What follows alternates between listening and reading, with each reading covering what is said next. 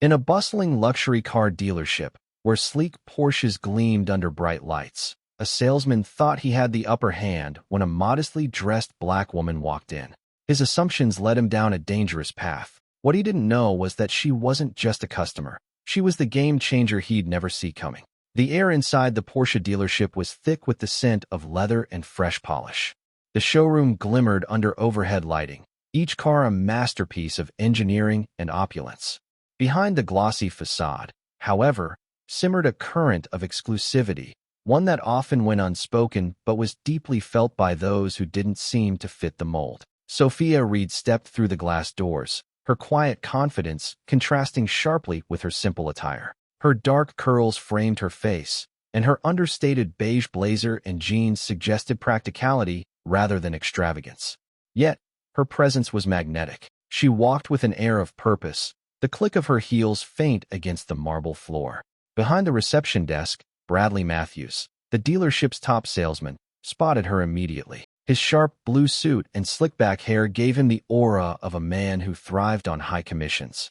But as his eyes flicked over Sophia, they narrowed, assessing her not as a potential customer, but as an unwelcome guest.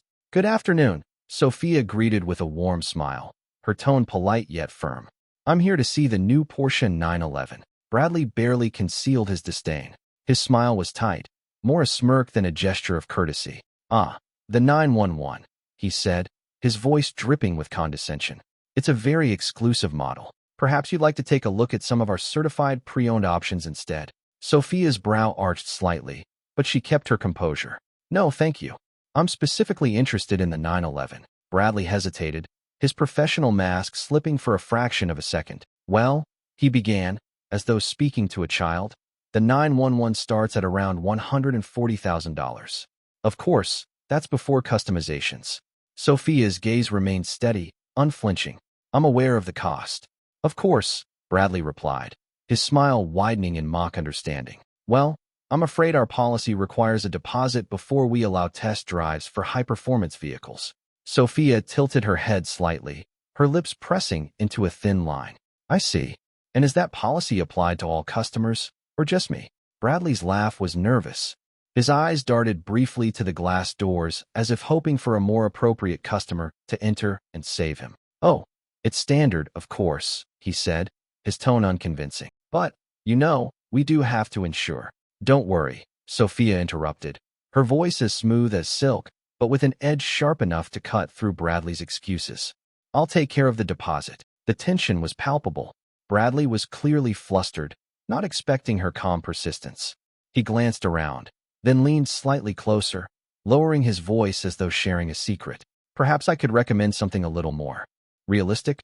Sophia's smile remained fixed, though her patience was wearing thin. "Realistic?" she echoed, her tone dangerously neutral. "Something more within reach," Bradley said, his words heavy with implication. "The Cayenne is a great option, practical and more accessible." For a moment, silence hung between them, the kind that could crush lesser men. Bradley shifted uncomfortably under Sophia's unyielding gaze, but she didn't flinch. "I'd like to see the 911, Sophia said finally, her voice like tempered steel. Now, Bradley opened his mouth to protest, but was interrupted by the click of Sophia's phone as she dialed a number. She spoke briefly and quietly, her words indistinguishable, but her tone firm. Bradley watched her with growing unease, his earlier smugness now tinged with doubt. "Someone will be here shortly to handle the deposit," Sophia said as she ended the call. "In the meantime, I'll wait." Bradley's smile faltered entirely, replaced by a flicker of irritation. "Very well," he muttered, gesturing half-heartedly toward the sleek black 911 in the center of the showroom. "But I must warn you, test drive appointments are limited." Sophia didn't bother to respond. She turned toward the car, her eyes scanning its flawless curves and gleaming surface. Bradley watched her with barely concealed contempt, muttering under his breath as he retreated to his desk. But what he couldn't see, what he refused to see, was the quiet storm brewing behind Sophia's calm demeanor. She wasn't just here to look at a car. She was here to make a statement, one that Bradley would never forget. And this was only the beginning. Sophia stood before the gleaming Porsche 911, her fingers tracing the smooth lines of the hood. The car was stunning, a testament to craftsmanship and innovation. Yet, Her appreciation was overshadowed by the simmering tension behind her. Bradley lingered by his desk, glancing at her intermittently, his impatience poorly disguised. The polished floor of the dealership reflected Sophia's steady posture as she circled the car. She took her time, running her hand along the edges, peering through the windows to inspect the interior. She knew Bradley was watching, but she refused to give him the satisfaction of rushing. Bradley cleared his throat loudly. "It's a beautiful car, isn't it?" he called out, his tone straining to sound pleasant. "Of course, it's quite a commitment. Not everyone finds it practical." Sophia turned to him, her expression unreadable. "I didn't come here for practicality, Mr. Matthews. I came here for excellence." Bradley blinked, momentarily thrown off by her composed retort. He wasn't accustomed to customers like Sophia, those who spoke with such quiet authority, especially when he didn't deem them worthy of his time. He forced a laugh, the sound hollow in the spacious showroom. "Well, excellence does come at a price," he said, his voice laced with condescension. "You mentioned someone would be arriving to handle the deposit?" Sophia's phone buzzed in her hand. Without breaking eye contact, she raised it to her ear. "Yes," she said after a brief pause. "I'm at the dealership. Please bring the necessary paperwork." She ended the call and turned her attention back to the car, her demeanor unshaken. Bradley, on the other hand, fidgeted behind his desk. His usual confidence was beginning to erode, replaced by a creeping unease he couldn't quite pinpoint. The sound of heavy doors opening drew their attention. A tall, sharply dressed man entered, his polished shoes clicking against the marble floor. He carried a slim leather briefcase and moved with an air of purpose. Bradley's eyes widened slightly as the man approached Sophia. "Miss Reed," the man greeted, inclining his head respectfully. "Everything is ready as you requested." "Thank you, Marcus," Sophia replied, her tone warm but professional. "Let's finalize the details."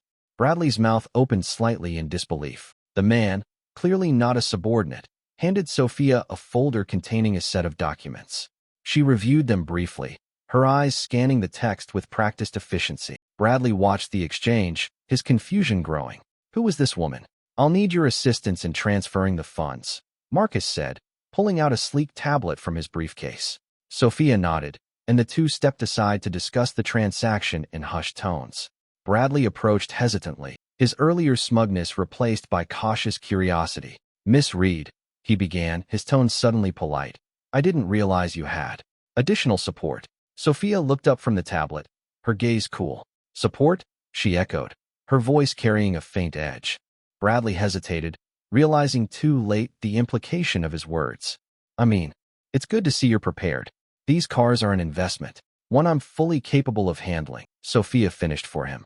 Bradley's cheeks flushed, and he quickly stepped back. Marcus's presence was throwing him off balance, and the realization that Sophia might be more than she seemed gnawed at his confidence. Still, he clung to the assumption that her wealth must be second-hand, inherited or borrowed. Sophia returned the folder to Marcus, who nodded and began preparing the final steps of the transaction. She turned to Bradley, her expression calm but firm. "I'd like to take the car for a test drive now." Bradley forced a smile, his discomfort evident. "Of course.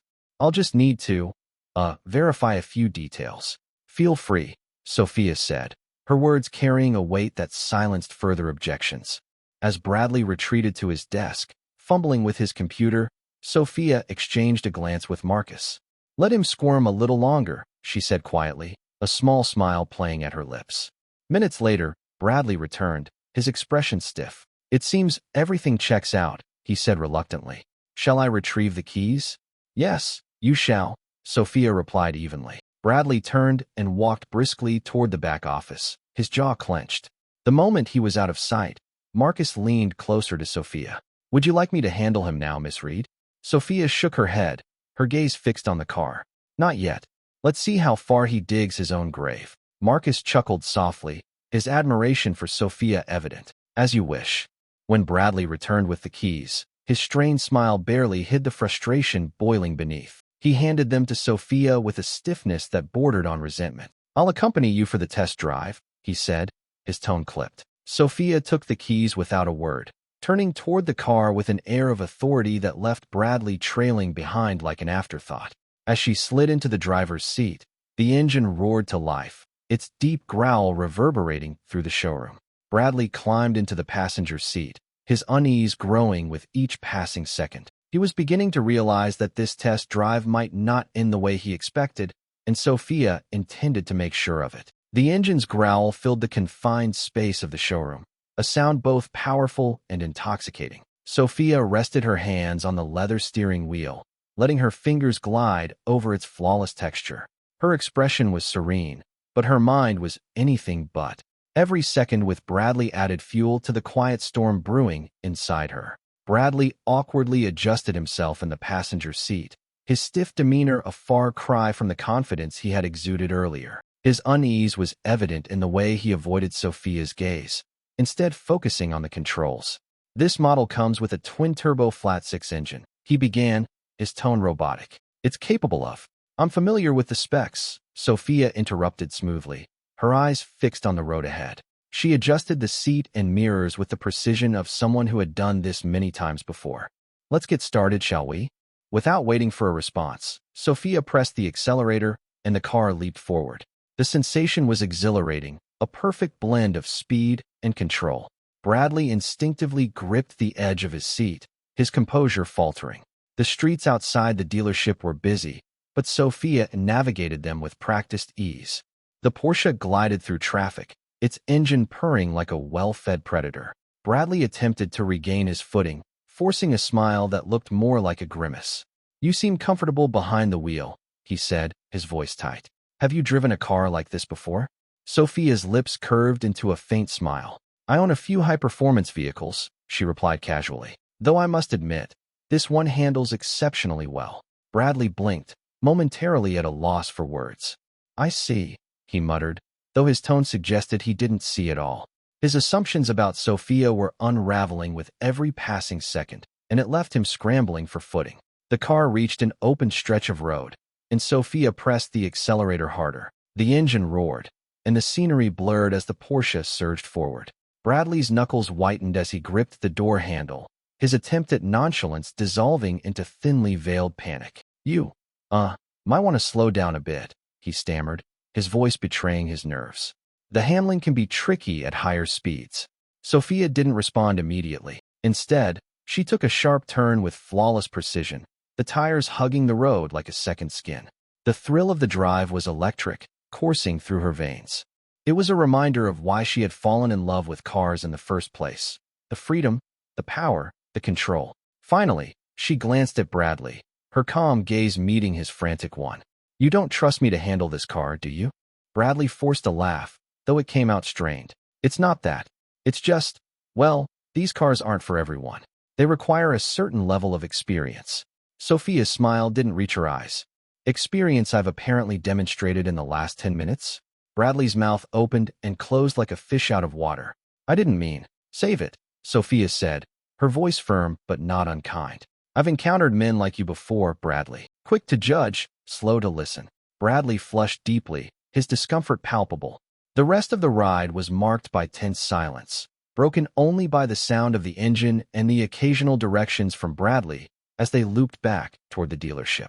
When they arrived, Sophia parked the car with effortless precision, stepping out as smoothly as she had entered.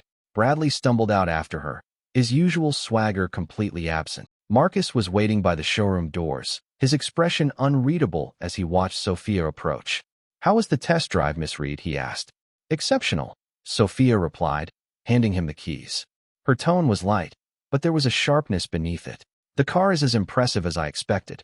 Bradley hovered awkwardly nearby, his earlier bravado reduced to nervous fidgeting. He seemed to sense that the ground beneath him was shifting, though he couldn't yet see the chasm opening. Sophia turned to him, her gaze steady. "I'll take it," she said simply. Bradley's eyes widened. You will. Is that a problem?" Sophia asked, one brow arched. "No," Bradley stammered, scrambling to regain his footing. "I'll just prepare the paperwork." As he hurried off, Marcus stepped closer to Sophia. "He's unraveling," he murmured, his tone low enough that only she could hear. Sophia's smile was faint but triumphant. "Good. Let him squirm a little longer." She turned back to the car, her reflection gleaming in its polished surface. Bradley had underestimated her from the moment she walked through the doors, and while the test drive had been a personal triumph, the real test was just beginning. Bradley had no idea who he was dealing with, but by the end of the day, he would learn. And he wouldn't forget. Sophia stood by the Porsche 911, the car now glinting in the sunlight pouring through the dealership's expansive windows. Marcus hovered a few feet away, his presence calm and reassuring, a silent reminder that she was not alone in this.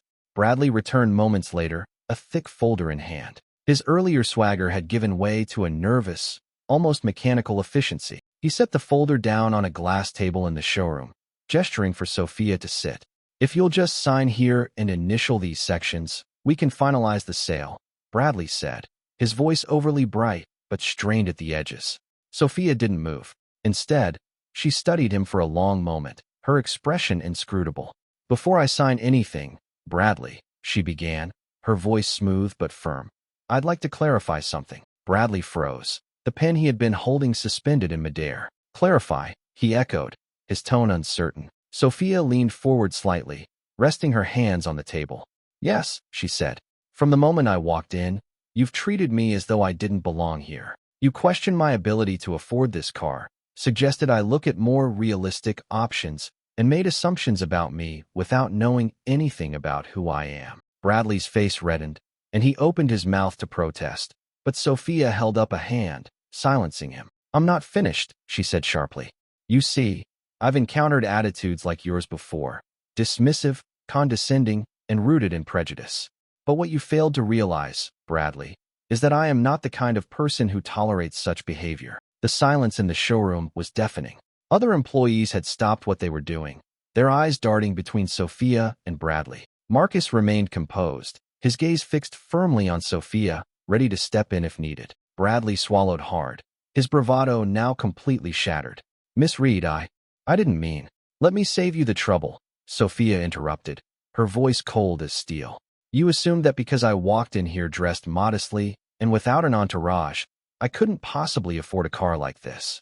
You thought my appearance disqualified me from your version of luxury. But what you didn't know, Bradley, is that I'm not just a customer." She reached into her bag and pulled out a slim black folder, placing it on the table with deliberate care.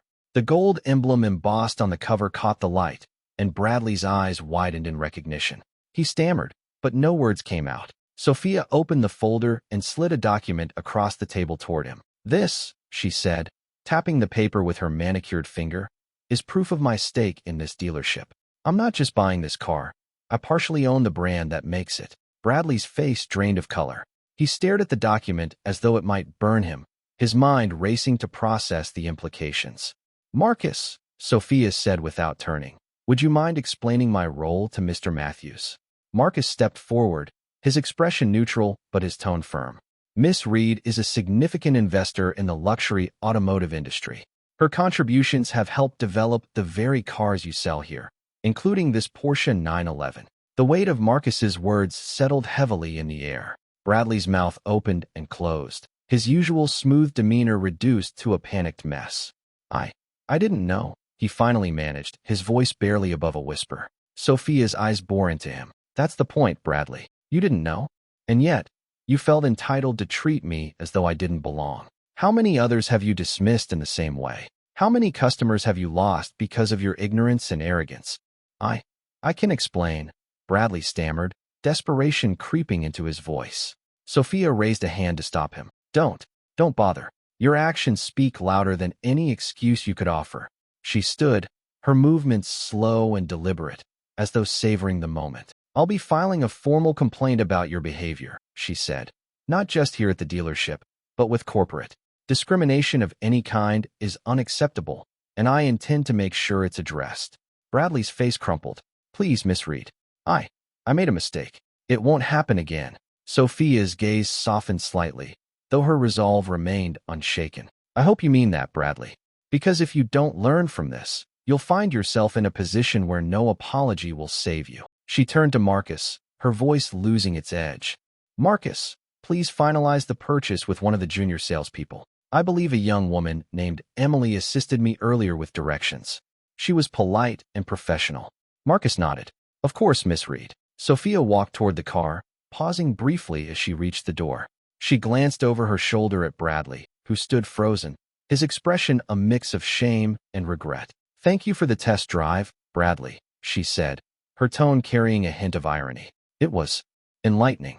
And with that, she slipped into the driver's seat. The engine roared, purring to life once more.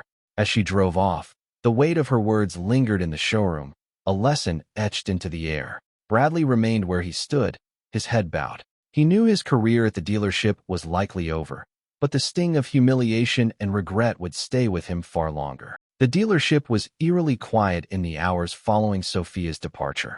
The tension left behind was palpable, hanging in the air like a storm cloud that refused to dissipate. Bradley slumped in his chair at the back of the showroom, his hands trembling slightly as he rubbed his temples.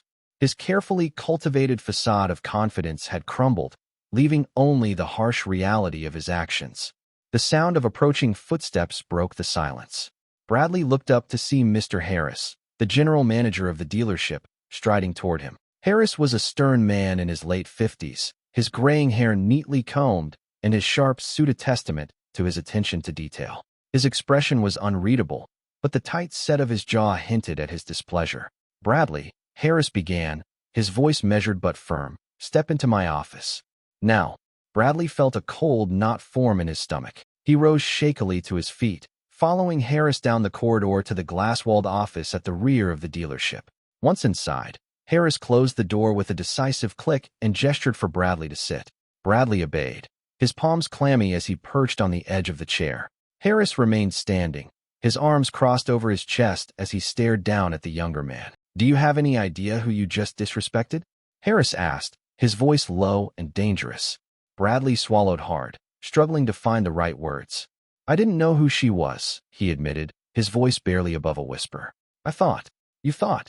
Harris interrupted sharply, his eyes narrowing. "You thought you could judge a customer based on your assumptions? You thought it was acceptable to dismiss someone simply because they didn't fit your narrow definition of what wealth looks like." "I didn't mean," Bradley began, but Harris cut him off with a raised hand. "Enough," Harris snapped. "Do you realize the damage you've done?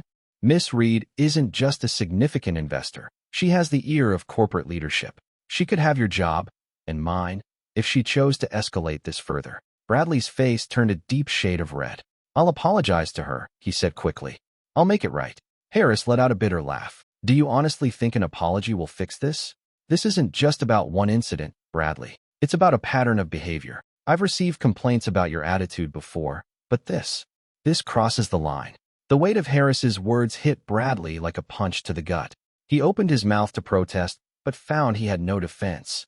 The truth was undeniable. "I'm suspending you, effective immediately," Harris continued. "Corporate will conduct a full review, and I strongly suggest you take this time to reflect on your actions. If they decide to terminate your employment, there's nothing I can do to save you." Bradley felt as though the ground had been pulled out from under him. "Please, Mr. Harris," he pleaded. "I can change. Just give me another chance." Harris shook his head, his expression hard. "Change isn't optional, Bradley. It's necessary. Whether you learn that here or somewhere else is up to you." With that, Harris opened the door, signaling that the conversation was over. Bradley stood reluctantly, his shoulders slumped as he exited the office. The stares of his coworkers followed him as he made his way to the staff room to collect his belongings. The humiliation was suffocating, but the worst was yet to come. Meanwhile, across town, Sophia pulled into the driveway of her sprawling estate. The Porsche 911 glided to a stop, its engine purring softly. As she stepped out, the warm glow of the setting sun bathed the property in golden light, casting long shadows across the manicured lawn. Marcus was waiting by the front steps, his hands clasped behind his back. "I trust the drive was satisfactory, Miss Reed," he said, a faint smile playing on his lips. "It was," Sophia replied, handing him the keys. "Have the car detailed tomorrow. I want it ready for the fundraiser next weekend." Marcus nodded. "Of course." And regarding the dealership incident, Sophia's smile faded, replaced by a thoughtful expression. "Let corporate handle it," she said. "I've made my point. But ensure they understand the need for stricter policies on employee conduct. This can't happen again. Not to me and not to anyone else." Marcus inclined his head. "Consider it done."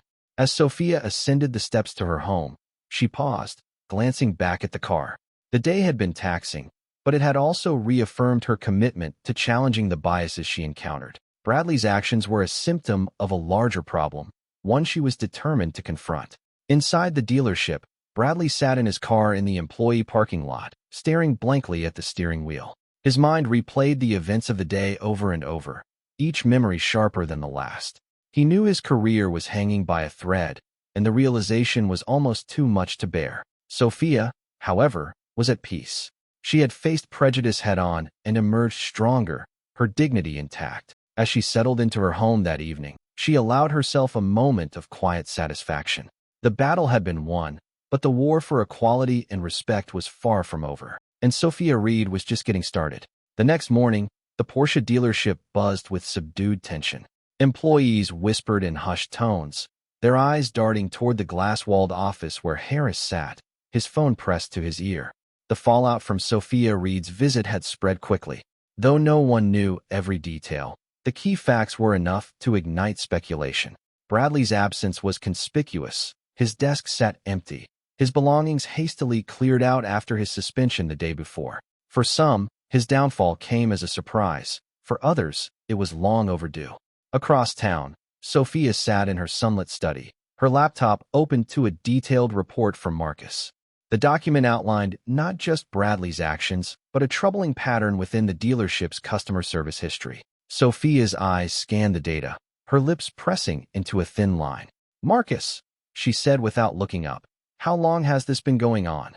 Marcus, seated across from her, leaned forward slightly. "The complaints date back several years," he replied. "Most involve subtle forms of discrimination, dismissive attitudes, poor service, or outright refusal to engage with certain customers." Sophia closed the laptop with a soft click and leaned back in her chair. Her expression was thoughtful, but there was a fire in her eyes. "It's not just about Bradley," she said. "This is systemic. If we don't address it, it will continue to fester." Marcus nodded. "What do you propose?" Sophia was silent for a moment, her mind working quickly. "Draft a letter to corporate," she said finally. "We need a comprehensive training program for all dealership staff, one that emphasizes inclusivity and accountability. And I want regular audits to ensure compliance." "Understood," Marcus replied, making a note on his tablet. "And Bradley?" Sophia's expression hardened. "He's already facing the consequences of his actions. Let's focus on fixing the system that allowed him to thrive." Later that week, the ripple effects of Sophia's intervention reached the upper echelons of the Porsche brand's corporate offices. Her letter, accompanied by the detailed report from Marcus, landed on the desk of the regional director, Elaine Cartwright, a shrewd woman with a reputation for swift action. Elaine wasted no time in convening a meeting with the dealership's leadership. During the virtual conference, Harris sat stiffly in his chair, his hands clasped tightly in front of him. Elaine's expression was unreadable as she addressed him. "Mr. Harris," she began, her tone clipped, "I've reviewed the report submitted by Miss Reed. To say I'm disappointed would be an understatement." Harris nodded, his throat dry. "I take full responsibility," he said. "Bradley Matthews has been suspended pending a review, and we've begun implementing." Elaine held up a hand, silencing him. "This isn't just about Bradley," she said sharply. "This is about a culture of complacency that allowed his behavior to go unchecked. Your dealership's reputation is on the line, and by extension, so is the brand's." Harris swallowed hard. "Understood," he said. "What steps would you like us to take?" Elaine's gaze was steely. "Effective immediately, all staff will undergo mandatory diversity and sensitivity training. I also want a dedicated hotline for customer complaints and a full audit of your hiring and promotion practices." "Yes, ma'am," Harris replied, his voice subdued. "And Harris," Elaine added, leaning closer to the camera, "if I hear about another incident like this, you won't have a job to return to." The call ended, leaving Harris staring at his screen, the weight of Elaine's words pressing down on him. He knew the changes were necessary, but the damage to his dealership's reputation would take time to repair. In the meantime, Bradley's life had taken a sharp downward turn. His suspension had quickly morphed into termination following the corporate review, leaving him unemployed and adrift. Word of his actions spread through the local business community, making it difficult for him to secure another position. Sitting alone in his modest apartment, Bradley stared at the stack of rejection emails on his laptop. Each one felt like another nail in the coffin of his once promising career. For the first time, he began to reflect deeply on his actions. He thought about Sophia Reed, not just her wealth or power, but the calm dignity with which she had confronted him. Her words echoed in his mind. a painful reminder of the biases he had clung to for far too long. Bradley picked up his phone and opened his email. His fingers hesitated over the keyboard before he began to type. Weeks later, Sophia received an email with a subject line that immediately caught her attention: apology and reflection. She opened it cautiously, her eyes scanning the words. It was from Bradley. The tone was sincere, almost pleading. He acknowledged his mistakes, admitted his prejudices, and expressed a desire to change. Sophia leaned back in her chair, her expression unreadable. She didn't reply immediately. Instead, she forwarded the email to Marcus with a single line: "File this for reference." Her focus returned to the larger goal. Bradley's apology was a step in the right direction, but Sophia knew the fight for systemic change required more than one man's reckoning. It required accountability at every level. The following month, the dealership reopened after a brief closure for restructuring. A banner outside proclaimed their commitment to customer satisfaction and inclusivity, a direct result of Sophia's intervention. Inside, employees underwent their first session of the newly implemented training program. Sophia visited quietly, unannounced, walking through the showroom with Marcus at her side. The atmosphere was markedly different, more professional, more welcoming. Emily, the junior salesperson she had praised, greeted her with a genuine smile. "Miss Reed," Emily said warmly, "it's great to see you again. I hope the car is treating you well." "It's perfect, Emily," Sophia replied. "And so is the service." As Sophia left the dealership, she felt a deep sense of accomplishment. The changes she had pushed for were just the beginning, but they were proof that progress was possible. And for Sophia Reed, progress was the ultimate victory.